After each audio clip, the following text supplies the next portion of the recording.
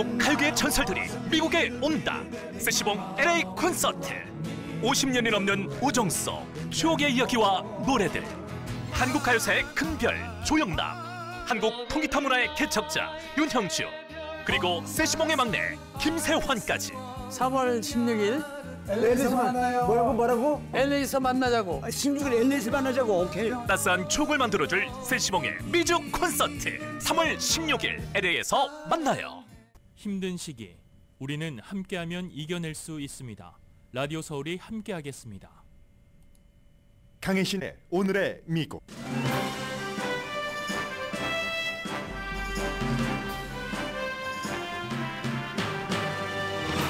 (1월에) 35만 3천 개의 일자리가 새로 생겨나 노동시장이 여전히 뜨겁다는 걸 증명했습니다.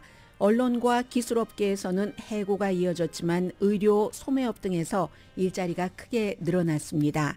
이자율 인하가 곧 시작되지 않을 것이라는 확신이 강해졌습니다.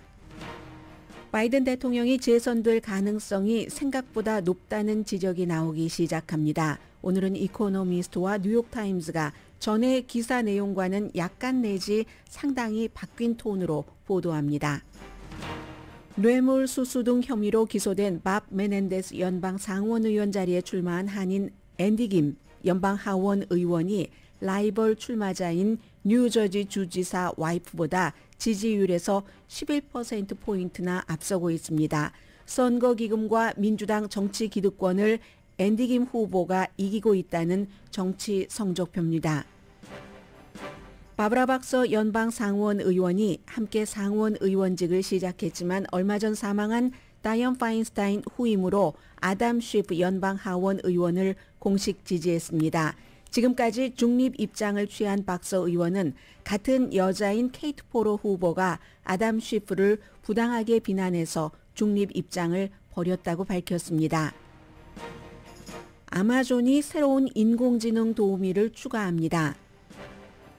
이혼을 결혼처럼 인생의 중요한 이정표로 남기기 위한 이벤트 회사 수요도 크게 늘어납니다. 2022년 갤럽 여론조사 결과에 따르면 미국인 13%만이 이혼이 도덕적으로 잘못됐다고 생각합니다. 유대인 지도자 그룹이 이스라엘 비판에 대해 수용을 넘어 옹호하는 활동을 합니다. 바이든 대통령은 또 서한 지구에서 팔레스타인을 핍박하는 이스라엘 정착민을 제재하는 행정명령을 내렸습니다. 여러분 안녕하십니까? 오늘의 미국 강혜신입니다. 오늘 아침에 이제 새로 발표된 그 경제 지표는 이자율 때문에 아주 중요하게 보여지지만 이게 바로 그동안 민주당과 백악관이 저렇게 바이든 대통령을 후보에서 내려야지 된다는 압박에도 불구하고 지지했었던 것이 이런 것을 미리 계산한 거구나 하는 것을 보여줄 수 있는 지표이기도 합니다. 먼저 오늘 1월 달에 비농업 부문에서 35만 3천 개의 일자리가 새로 생겨났는데 이게 전문가의 예상보다 굉장히 많습니다. 전문가들은 월스트리트이 조사를 했더니 한 18만 5천 개가 1월 달에 증가할 것 같다 했는데 거의 2배잖아요. 35만 3천 개의 일자리가 생겼고 따라서 실업률은 3.8%로 조금 올라갈 것이야 했는데 3.7%를 유지하게 됐습니다. 일자리가 많이 늘어난 부분은 의료 부문과 소매 그리고 이제 정부 공무원도 좀 늘어났고요. 제조업, 사회 지원, 비즈니스 서비스 또 전문직 늘어났습니다. 그에 비해서 이제 세계적인 추세죠. 광업 그 분야에서 일자리 줄어들었고 오일, 가스 추출 일자리도 조금 줄어들었습니다. 물론 미국이 지금 오일, 가스 추출 많이 하고 있습니다만 최근에는 많은 것들이 자동화로 돼가고 있기 때문에 그래서 이제 일자리는 줄어든 것으로 보이고요.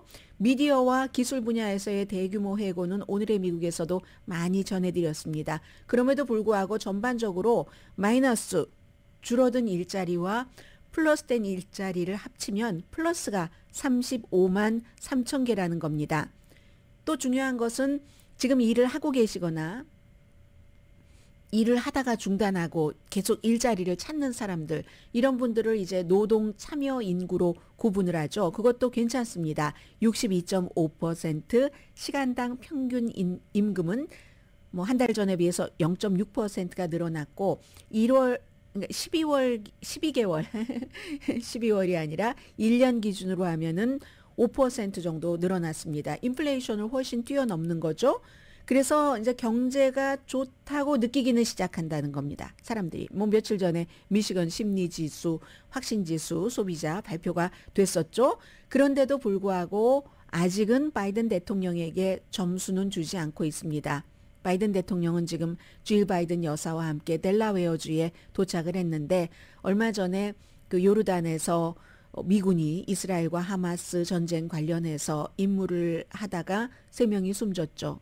그 3명의 시신이 옵니다. 그래서 미국 대통령이 이제 부인과 함께 모든 그 존중심, 존경심을 표하기 위해서 그 운구되는 이런 것을 맞이하기 위해서 지금 갔고요.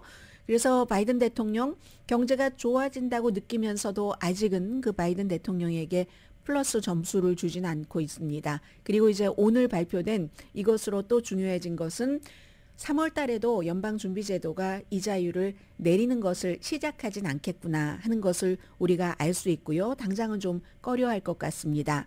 그리고 오늘 뉴욕타임스 보도는 짧게, 이코노미스트의 보도는 그것보단 조금 길게 전해드릴 텐데 가끔 뉴스를 하다 보면은 바람의 방향이 바뀌는 때가 있습니다. 그런 때 이제 저처럼 뉴스를 보도하는 사람은 이게 일시적인 하루 이틀 일주일에 바람의 방향이 바뀐 것인가, 아니면 이렇게 가겠네, 이제는 바뀌었네, 계절적인 변화라고 할까요? 그런 것을 느낄 때가 있습니다. 오늘 제가 바로 그런 점을 느꼈는데 오늘 뉴욕타임스와 이코노미스트는 각각 다른 이유로 바이든 대통령이 재선될 가능성이 높아졌다는 것을 말합니다. 물론 어제도 그제도 블룸버그 뉴스 등등을 통해서 스윙 스테이트에서 트럼프 전 대통령이 바이든 대통령에 비해서 전부 모든 스윙 스테이트에서 다 앞서간다.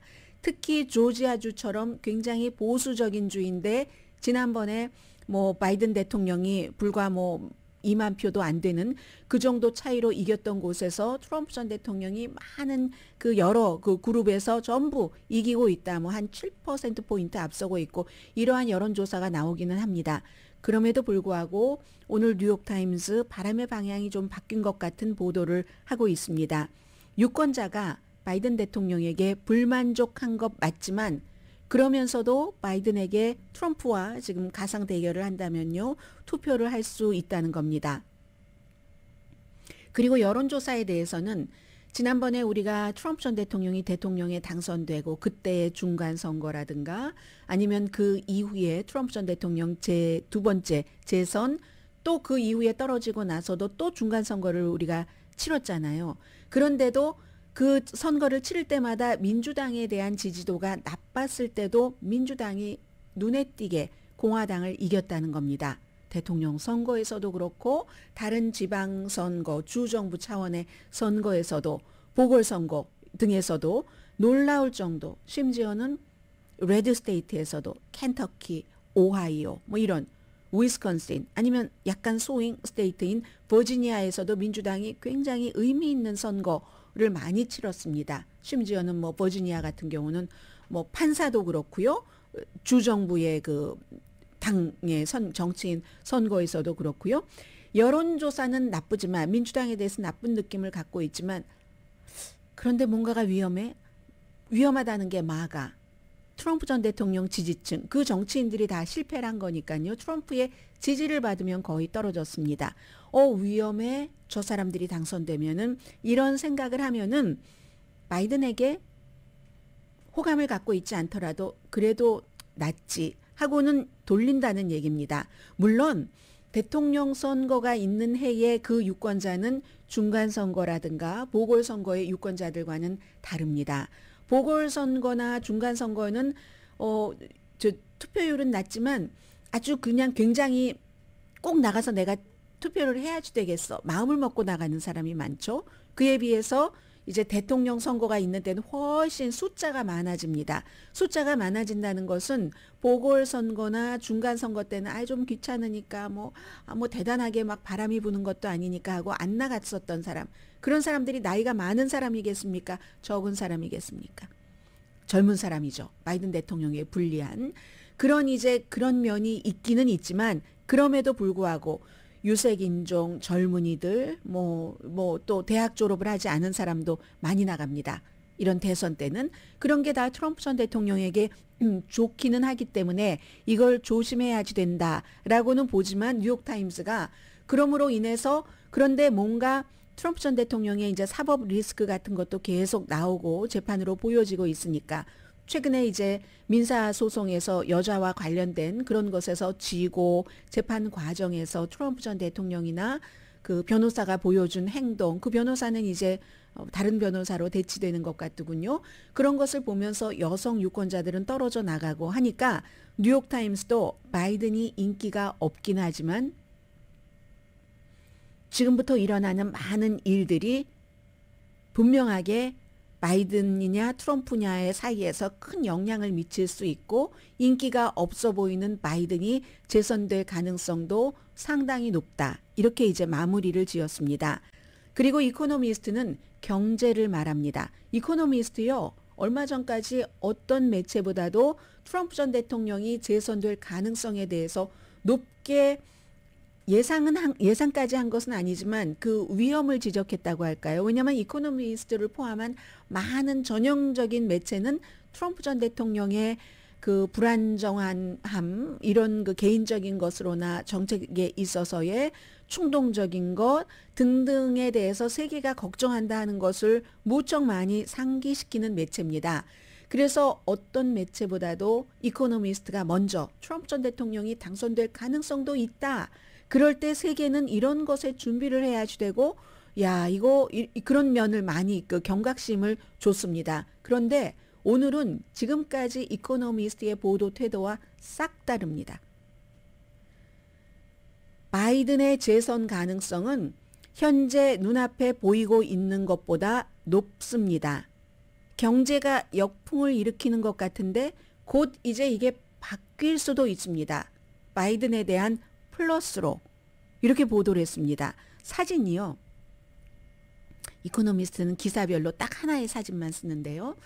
빨간 색깔 바탕에 당나귀입니다. 근데 당나귀가 보니까 발이 4개죠. 그 4개 발 가운데서 2개 발이 부상당했네요. 붕대로 감고 있고 꼬리도 좀 다친 것 같고 당나귀 귀도 하나는 다친 것 같고 얼굴에도 막 붕대가 감겨 있고 하는데 그래서 아직은 아픕니다. 이 당나귀가 제대로 걷지 못하겠죠. 그런데 그 당나귀 등에 배에 풍선이 막 걸려 있네요.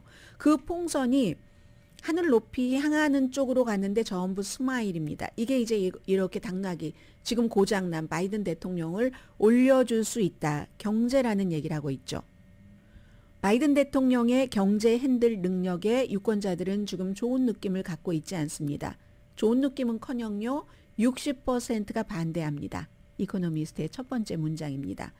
반대로 트럼프 전 대통령이 경제를 잘 이끌어 나갈 것이다 하는 의견이 굉장히 많죠.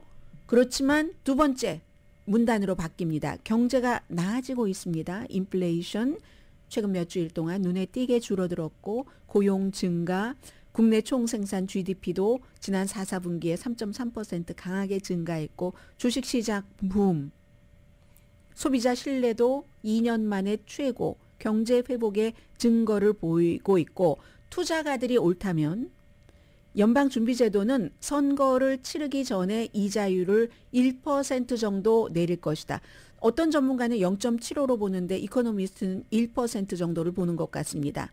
그렇게 되면 당장 그동안 다운페이 정도는 모아놨는데 이자율이 너무 높아서 집을 사지 못했던 감히 생각도 못했던 이런 분들이 모기지 이자율 부담이 줄어드니까 좀 생각을 해볼 수 있고 지금까지는 경제를 참 잘 못해요 하고 생각을 했었는데 그렇게 될 때 그럼 미국 경제가 바이든의 재선 가능성을 높일까요? 딱 물음표를 찍어 놓네요. 경제적인 행운과 선거 결과 사이를 조사한 많은 그 연구가 있는데 거기서 우리들은 세 가지 교훈을 얻는다고 말합니다. 두 가지 교훈은 현재 바이든 대통령에게 나쁜데 세 번째는 바이든에게 좋다는 얘기입니다.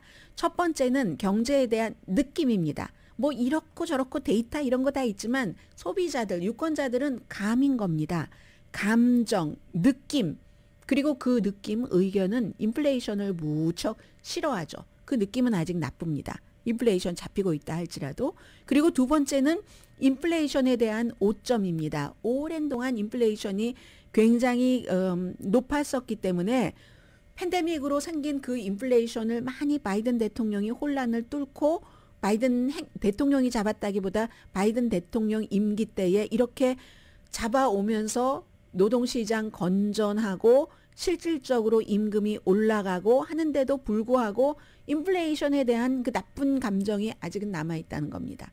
이 두 가지 의견과 그 인플레이션에 대한 감정 나쁘죠. 그런데 세 번째는 바이든 대통령에게 굉장히 좋다는 겁니다. 지금까지 교훈을 보면은 유권자들의 기억력이요. 아, 내가 저 인간이랑 생전 말하나 봐라. 막 나를 이용만 하는 것 같고 하다가도 또 저 인간이 다가와서 뭔가 도움을 요청하고 하면 또 해주게 되고 그 전의 것은 잊어버리잖아요. 인간의 짧은 기억력을 얘기를 합니다. 두 명의 정치학자 크리스토퍼 아헨과 레리 바텔즈 이 두 사람이 이제 공동으로 책을 썼는데 현실주의자를 위한 민주주의라는 제목의 책입니다. 여기서 경제에 대해서 정치인을 판단할 때는 가장 레이티스트 최근의 것으로 최근의 성과로 판단을 한다는 얘기를 하고 있습니다. 현재의 나의 감정을 기준으로 투표라면 투표를 한다는 얘기죠. 그 전에 느꼈었던 인플레이션이 그렇게 오랫동안 그랬었지 하는 감정은 잊어버리거나 무시하거나 짧은 기억력 때문에 잊어버리거나 아니면 지금 좀 좋아졌으니까 이걸 보면서 이거 계속 가야지. 좋을 땐 계속 가야 되잖아요. 그렇게 생각을 한다는 겁니다.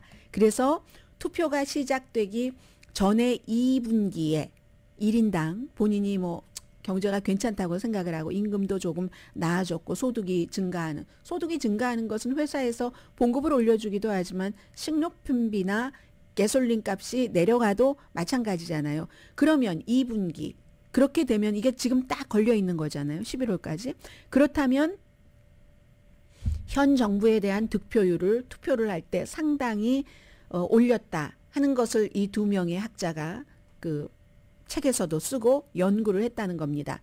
더군다나 최근에 인플레이션이 급격히 내려가는 것은 이건 굉장히 중요한 발견이라고 얘기를 하고요. 만약에 인플레이션이 지금보다 더 올라간다 할지라도 살아난다 할지라도 이전의 최고치 9% 뭐 7.9% 이런 것과 일치할 가능성은 지금 거의 없잖아요. 더군다나 선물 시장에서 예측을 하기로는 지금 유가 그러면은 오일값 하면은 이게 바로 자동차와 연관이 되니까 우리 가솔린 값과 그런 것은 2024년도에 그냥 그저 그럭저럭 뭐 보합세라고 표현할까요? 크게 올라가지도 크게 내려가지도 않은 지금 현재는 조금 우리가 유지할 수 있는 정도인데 유권자가 볼 때는 그걸 유지를 할 수 있을 것으로 예상을 한다는 겁니다. 2023년도에 마지막 분기에 1인당 실질 소득은 1년 전에 비해서 1.9% 실질 소득입니다. 1.9%가 늘어났고 그 이 1.9% 늘어간 것이 인플레이션 다 감안해서요. 이게 이제 선거 때까지 유지가 된다면 그럼 그게 1996년도 빌 클린턴 때와 같은 그 승리 마진과 같이 간다는 얘기거든요. 그래서 이 앞에 책을 공동으로 쓴 크리스토퍼 아헨 씨가 얘기하기를 지금 바이든에 대해서 그가 당선될 것이다 아니다 하는 전망은 지나치게 비관론적인 것 같습니다. 경제가 바이든에게 도움이 될 것으로 봅니다. 이코노미스트의 지적입니다. 물론 이제 많은 나라에서는 인플레이션 같은 것을 조작하기도 하죠. 뭐 브라질이 1986년도에 아주 대표적인 전형적인 예였잖아요. 굉장히 높은 인플레이션을 억지로 정부에서 낮춰서 물가 상승을 억제를 해서 무슨 뭐 22%였던 인플레이션이 1%로 내려갔는데 이런 것은 오랫동안 유지하지 못하잖아요. 그래서 브라질의 당시에 대통령이 원하는 대로 선거가 치러졌는데 금방 그건 들통나고 말죠. 그리고 브라질 같은 나라처럼 막 인플레이션이 22% 그보다 더 올라가고 하는 나라에서 있을 수 있는 거지. 미국은 뭐 지난번 9% 됐던 게 정말 놀라운 일이었잖아요. 그리고 대통령이 맘대로 그렇게 조작을 하기도 거의 힘들고 해서 고통스러운 인플레이션에 대한 기억에 대해서 미국인들이 경제에 대해서 조금 나은 느낌을 가지면서 그걸 잊어버릴 테고, 특히 이제 미시건주의 소비자 확신지수 같은 것 새로 나온 이런 것들을 보면은 인플레이션에 대해서 몇 년 동안 느꼈었던 것이 지금부터는 이제 사라진다는 겁니다. 사라지고 좋은 느낌을 가지면서 바이든 대통령이 선거를 할 때 그 경제에 대해서 가장 나빴는데 뭐 여러 가지가 있죠. 뭐 인권 문제가 있다, 이스라엘 하마스 전쟁, 우크라이나 전쟁 등등등등 이슈가 있어도 마지막에 가장 공통적으로 유권자들이 생각하는 건 경제잖아요. 그게 좋다고 얘기를 하는 겁니다. 물론 바이든 대통령이 지금 경제뿐만이 아니라 이민 등등의 많은 이슈에서 약한 출발을 하는 건 맞습니다. 나쁜 출발을 하고는 있지만, 그러나 이 경제가 대통령에게, 현재의 바이든 대통령에게 순풍을 불어넣어 줄 것이다. 이게 이코노미스트의 지적입니다. 그러므로 바이든 대통령이 재선될 가능성이 불과 얼마 전보다 훨씬 높아졌다. 뉴욕타임스와 이코노미스트가 공통으로 이 같은 그 방향을 바꿔서 보도를 합니다.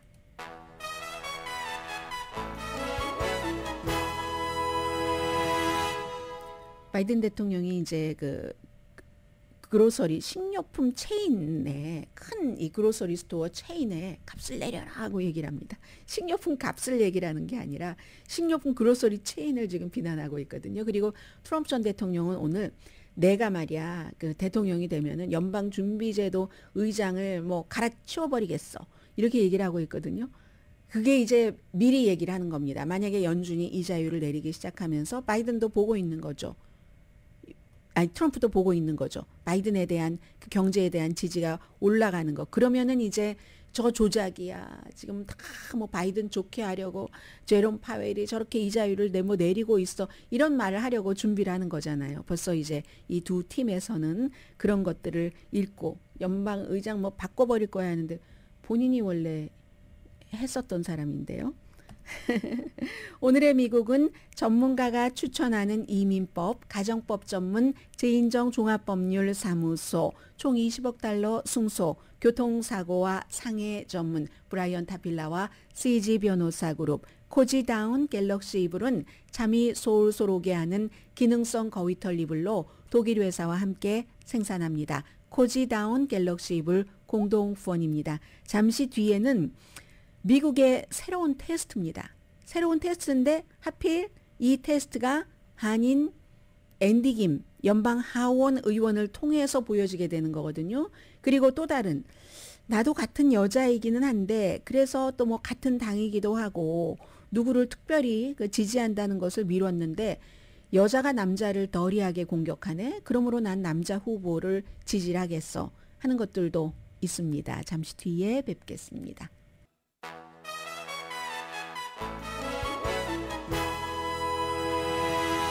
라디오 서울 방송 오늘의 미국 듣고 계십니다. 지금 어떻게 됐는가 한번 볼까요? 아직도 1대0이네요. 지금 한국하고 호주하고 축구 경기하고 있잖아요. 8강전 후반. 끝난 건 아닌가요? 후반 46분인데 1대0이면 거의 끝난 것 같습니다. 네. 잠시 뒤에 또 이제 이 부분에 대해서는 전해드리겠고요. 후반 46분 현재 1대0이니까 뭐 그 중간에 뭐 인조리 타임이라든가 이런 것들을 제가 계산을 해보지 않았기 때문에 아무튼 지금 경기가 거의 끝난 것 같이 보이고요. 자, 또 다른 경기를 전해드립니다. 이 정치 경기인데 뇌물수수 혐의, 무슨 뭐 이집트에 어떤 정보를 주고 돈을 많이 받고 있었고 와이프도 여자친구였었을 때부터 개입됐고 했었던 것으로 연방 기소된 그 밥 메넨데스 뉴저지주의 연방 상원 의원이 지금까지는 내가 재선에 나간다 나가지 않는다라는 발표는 하지 않았습니다. 그냥 모든 것이 다 오픈돼 있다고 얘기를 했고요. 그리고 이제 재선에 나간다 한들 크게 뉴저지 주민들이 지지하고 있지 않기 때문에 이 자리에 먼저 내가 나가겠다 한 앤디 김 연방 하원 의원 3선 하원 의원입니다. 뉴저지 그 남쪽 그 지역구인요. 그리고 뉴저지의 주지사의 와이프, 이 주지사의 와이프가 그동안 굉장히 그 남편에 대해서 기금 모금 같은 것을 무척 그 잘했었던 사람이고 실제로 남편이 현재의 주지사이기 때문에 그래서 이제 민주당의 기존 세력들이 이 주지사의 와이프, 그러니까 퍼스트 레이디죠. 뉴저지의 그 태미 머피를 굉장히 지지를 했습니다. 뭐 선거 기금도 그에게 많이 가져다 주고 그런데도 불구하고 제도권의 지지를 받는다는 거예요. 그럼에도 불구하고 앤디 김 연방 하원 의원이 첫 번째 여론조사입니다. 그리고 이 여론조사 기구는 좀 초당적인 그런 그 여론조사 기구인데 침이 걸렸어요.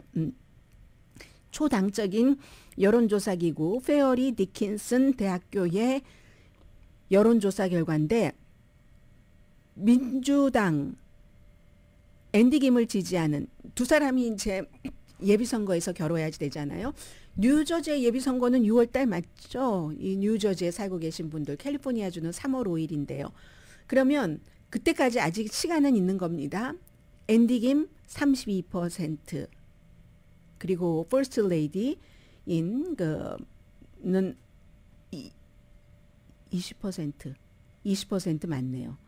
야, 그러니까 이게 11% 포인트 차이가 나는 거잖아요. 태미 머피 이 그 후보와 이 여성은 주지사 와이프는 한 번도 정치 출마를 해본 적이 없습니다. 이번이 처음입니다. 그리고 한 수십 년 전에 직장 생활을 했던 것 같아요. 이런 금융업계에서 수십 년 전에 한 30년쯤 됐을까요? 그때 일을 했고 남편이 정치를 하면서는 남편이 이제 뒷바라지를 하고 선거 기금 같은 것은 굉장히 잘 모은다고 하거든요.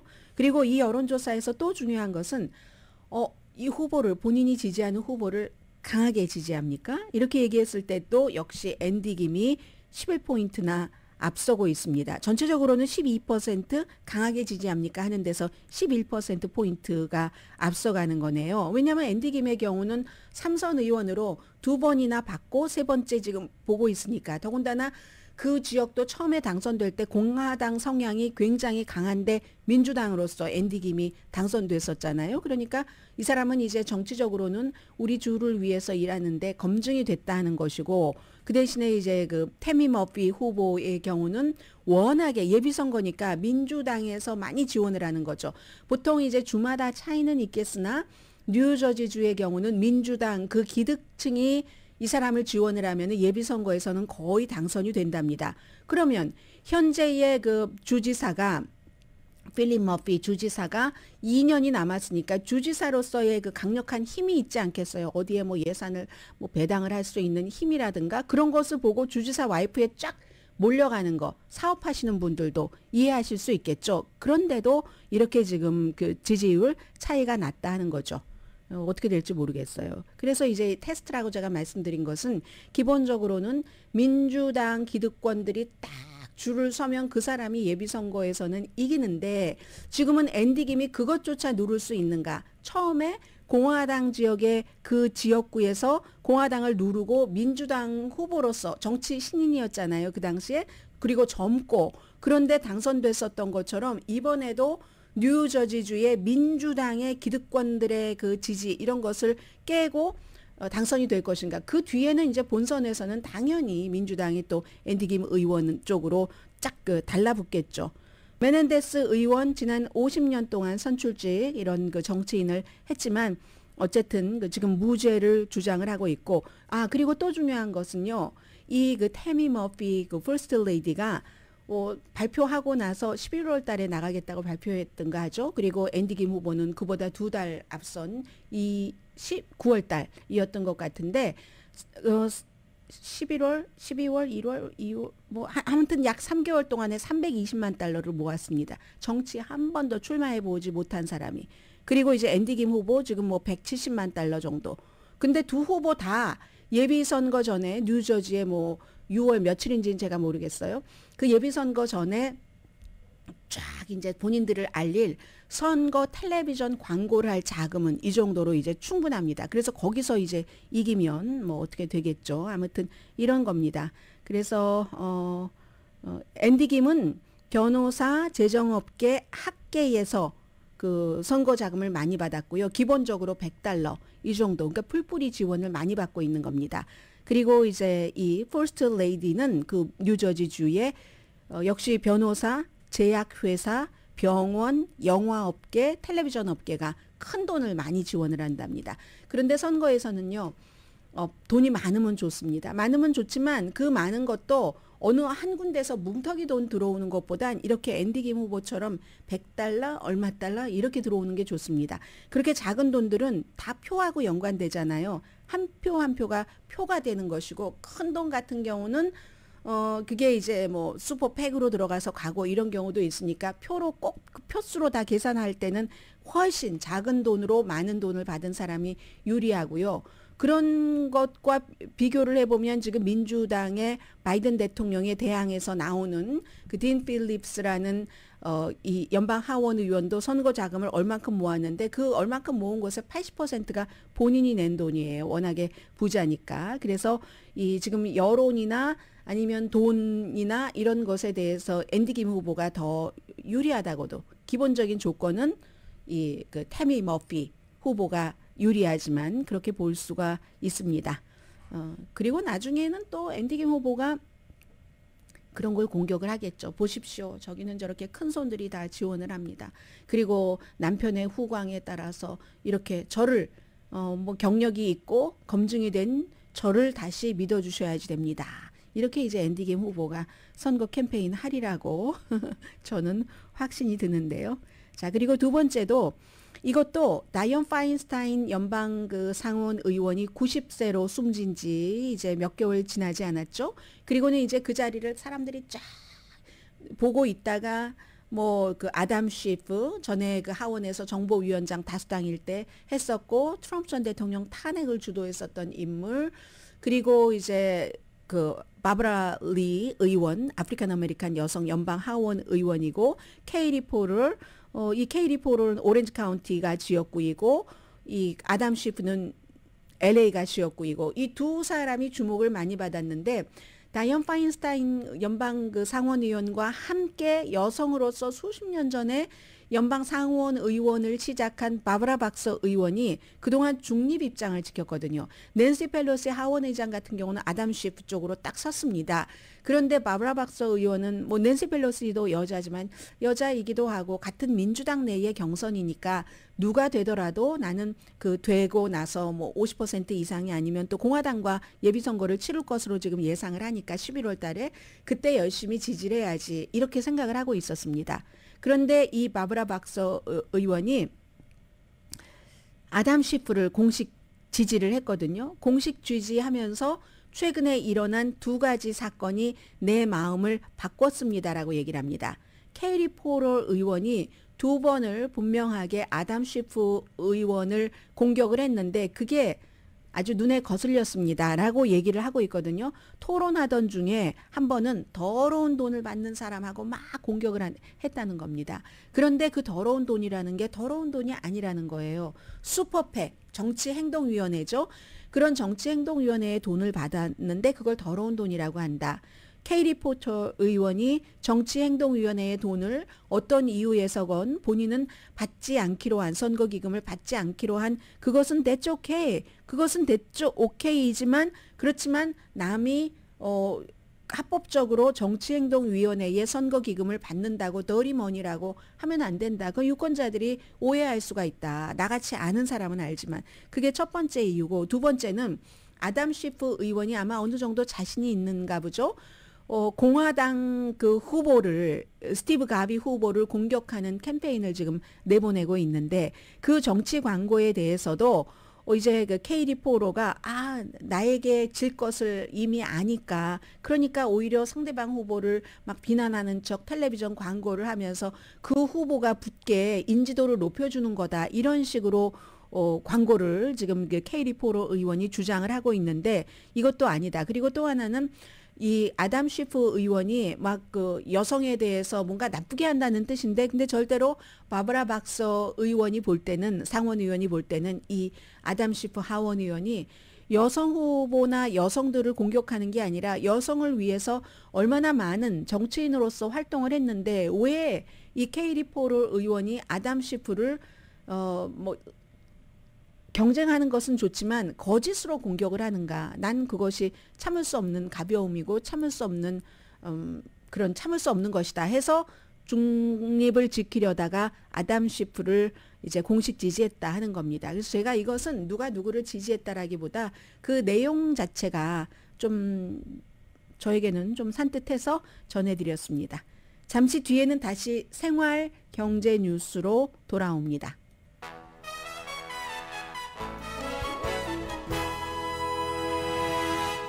김형만 선생님은 그 연속성이 있으시네요. 지난번에도 김 선생님께서 이 경기 결과 알려주지 않으셨나요? 이번에도 1대1 연장전 갑니다라고 해주셔서 제가 또 급히 찾아봤잖아요. never give up이에요. 지난번과 어쩌면 이렇게 비슷하죠? 경기가 후반 경기가 끝나기 1분 전에 한국이 한 골을 넣습니다. 그래서 지금 연장전이고요. 손흥민이 얻어낸 페널티킥을 황희찬이 깔끔하게 성공해서 이게 경기 끝나기 1분 전에 스코어를 낸 겁니다. 그래서 지금 연장전으로 가고요. 이번에는 오늘 경기는 조규성 그리고 황희찬이 선발로 출전을 했고 그리고 또 뭐였죠? 이강인, 손흥민, 뭐 이강인도 나왔고요. 원래 전반전 경기 이제 전반에 뭐 그 골 점유율은 높았다, 주도했다 하는데 그 상관없잖아요. 축구는 항상 점수를 내는 것까지가 실력이잖아요. 그랬다가 또 마지막에 경기 1분을 앞두고 또 골을 내는 거 이것도 또 실력이잖아요. 아무튼 그리그리 해서 지금 호주가 그 FIFA 랭킹 25위, 한국이 랭킹 23위거든요. 만약에 오늘 이제 지금 연장전에서 이렇게 지난번에 페널티킥까지 갔는데 이기면은 요르단이 사상 최초로 그 4강에 진출했기 때문에 요르단과 한국이 겨루게 되는 거죠. 정말 never give up이에요. never give up. 1분 남겨놓고 뭐 하기는 뭐 몇십 초, 몇 초 남겨놓고 골 넣는 그런 경우도 많잖아요. 저도 끝날 때까지. 아마존이요. 루퍼스, RUFUS, 루퍼스라는 인공지능 쇼핑 도우미를 이제 시작을 한답니다. 일부에 하고 이제 나중에 전반적으로 넓히는데 몇 주일 안에요. 미국 커스터머를 위해서 해서 이제 앱을 받아서 앱에 있는 검색창을 통해서 커스터머 질문을 이렇게 하면은 답을 해주는데 아주 정확한 상품을 권해 준다는 겁니다. 월마트가 인공지능 챗봇을 발표하고 이제 몇 주일 만에 아마존도 따라가는 거예요. 한 군데서 하면은 다 그럴 수밖에 없죠. 상품의 숫자가 어마어마하게 많잖아요. 아마존에. 그러니까 이걸 우리가 검색할 때 저도 그렇거든요. 무슨 헤어핀에 대해서 검색할 때도 바비핀 이런 거 정도는 바비핀이라고 넣을 수 있지만 아주 뭐 이런 여러 가지를 참 애매한데 그걸 이렇게 설명을 해주면은 인공지능이 다 알아서 쉽게 내가 원하는 상품을 찾아내 준다는 겁니다. 지금 초기 단계 여러분들 만약에 사용해 보시면 새로운 경험을 할 수가 있고요. 물론 이럴 때 일반 지금까지 검색창에다가 검색했던 일반 검색창도 그대로 당분간은 가동을 하겠죠. 그리고 또 새로운 것은 몇 년 전부터 계속 나왔었던 얘기인데 이게 본격적으로 추세가 된답니다. 이혼 파티가. 전통적인 결혼처럼 이혼 파티가. 이 결혼이 끝나는 것에 대한 그런 사회적인 문화적인 태도가 전보다 훨씬 좋아진 겁니다. 덜 부정적이 된 겁니다. 그래서 이왕 우리가 인연을 끝낼 때도 부부로서의 인연이요. 그럴 때도 분위기를 좀 밝게 해주자 해서 이게 다 상품이죠. 상품화가 되고 있는데 예를 들어서 이혼을 하고 나서 처음에는 뭐 여러 가지 감정이 들지 않겠어요. 그러니까 그런 때 아주 친한 친구들과 함께 있는 게 낫다. 뭐 이런 캐치프레이즈 같은 거 걸면서 이바이트 회사 이름인데 이바이트 avoid, 피하다 이런 그런 뜻으로 쓴 것 같네요. 해서 2019년 이후에 우리의 이런 이벤트를 요청하는 사람이 22%가 늘어났답니다. 그리고 fresh start 해서 우리가 결혼할 때 선물 이렇게 등록하는 데 있잖아요. 그런 것처럼 이혼할 때도 서로 정리해야지 되고 새로 사야지 될 게 있잖아요. 그런 품목 같은 것도 있고 또 Howl at the Moon. 이건 이제 좀 뭔가 기분이랑 관련된 것 같네요. 이혼 파티 예약 건수가 최근에 굉장히 늘어났다는 이런 것. 그리고 이제 뭐 해시태그에서 이혼 파티 이런 것도 엄청나게 늘어나고 2022년도 갤럽의 여론조사에 따르면 미국 사람들 81%가 뭐 이혼이 어때서 도덕적으로 할 수 있지. 13%만이 그래도 한번 결혼을 했으면 하면서 기타 등등의 이유로 이혼에 대해서 도덕적으로 잘못이다라고 생각을 한답니다. 2023년도 불과 얼마 전입니다. 퓨 리서치가 여론조사를 했더니 50%가 조금 넘는 미국 사람들이 이렇게 생각을 한답니다. 불행한 커플이 이혼을 했어요. 이혼을 했는데 너무 빨랐어 라고 생각하는 사람보다 너무 오래 그걸 끌었네. 그렇다고 달라질 것도 없는데 이렇게 생각하는 사람들이 50%가 넘는다는 이유입니다. 그래서 이제 그런 일이 있을 때 이벤트 회사에서는 어쨌든 그 이혼을 한다는 것은 가장 가깝게 물리적으로도 또 심정적으로도 뭐 미움이건 사랑이건 그런 가까운 사람과 관계가 끝나는 거잖아요. 관계가 끝난다는 것은 항상 상실의 괴로움과 아픔이 있죠. 상실의 괴로움과 아픔으로 생길 수 있는 나의 그 정서적인 불안감, 외로움도 있고 또 아직까지는 뭐 사회적인 통념 13%는 도덕적으로도 나쁘다고 생각한다니까 뭔가 그 불편한 감정 같은 거 이런 것들을 좀 깨끗하게 해소시켜주면서 아니죠.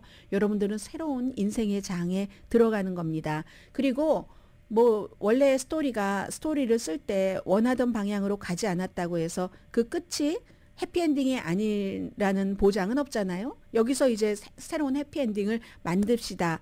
최고의 결혼식과 마찬가지로 최고의 이혼식 이런 선전이 굉장히 많답니다.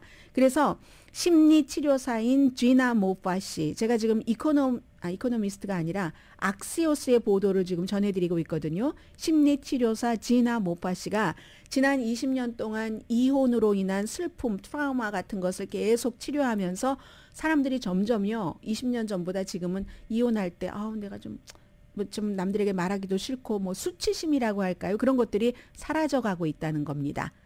그래서 사실은 어떠한 때에 결단을 내려야지 될 때 본인은 이 결단을 내리고 본인을 그 통제하고 의지로서 선택을 하고 하는 거 이건 정말 축하할 만한 일이다 이렇게 생각을 한다는데 잠시 뒤에 또 새로운 생각과 행동 보도해 드립니다.